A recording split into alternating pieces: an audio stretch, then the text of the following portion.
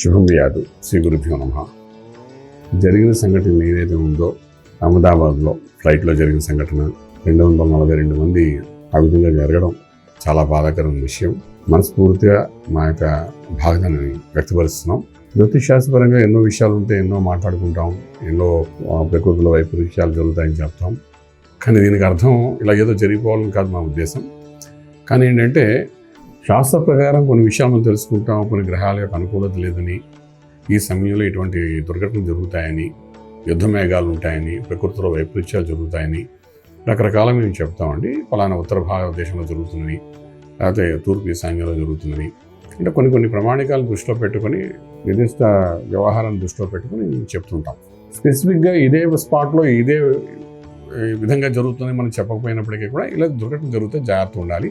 ముందుగా చెప్పడం ఉద్దేశం కూడా అంటే ప్రభుత్వం కొంతవరకు ఇవి తెలుసుకున్న మీదట ఏదైనా చర్యలు తీసుకోవచ్చు కదా అనే ఉద్దేశం చెప్తా ఉంటాను. ఇంకేం లేదు. జరిగిన దుర్ఘటన అయితే నిజంగానే చాలా బాధాకరంగా ఉంది. బట్ ఇంకా మనం చెప్పాలనుకున్న విషయం ఏంటంటే ఇది జూన్ 10వ తారీఖు నుండి జూలై 7వ తారీఖు వరకు ఈ గ్రహాల యొక్క ప్రభావం తీవ్రత ఉంటుంది, ఇంకా ఎక్కువగానే ఉంటుంది. ఇరాన్ అండ్ ఇజ్రాయెల్ మధ్య జరుగుతున్న యుద్ధం చూడండి. మొదటి రోజున యుద్ధం చాలా భీకరంగా జరిగింది.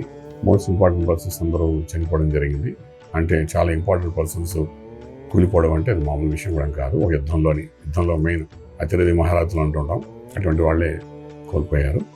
అది పెద్ద బ్యాడ్ లక్ ఇరాన్ అంటాం.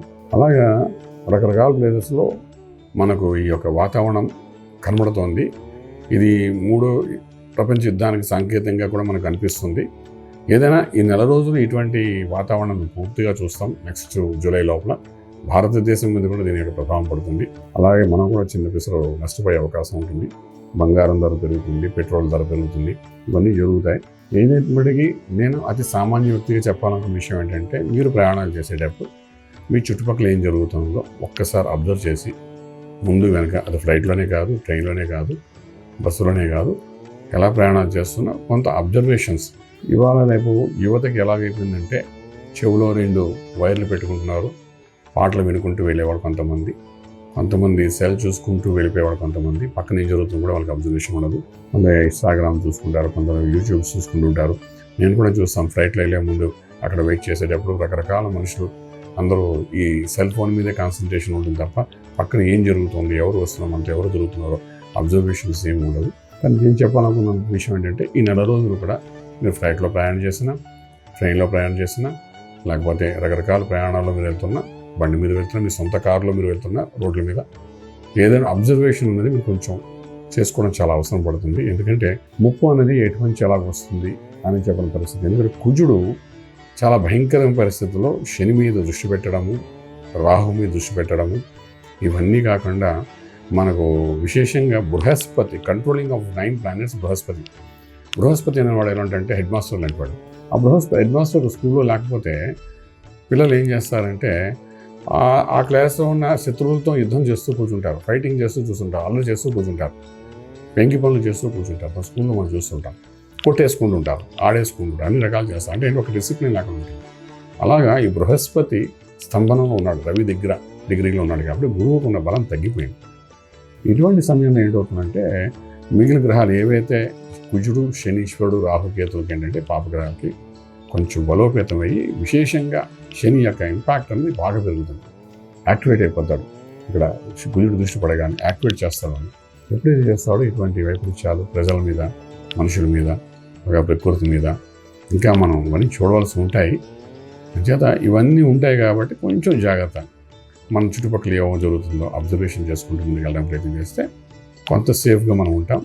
అన్నిటికీ ముఖ్యం సుబ్రహ్మణ్య స్వామి, కుజుడు అంటే సుబ్రహ్మణ్య స్వామి, కుజుడు యొక్క చల్లార్చి ఉండడం. అలాగే శని.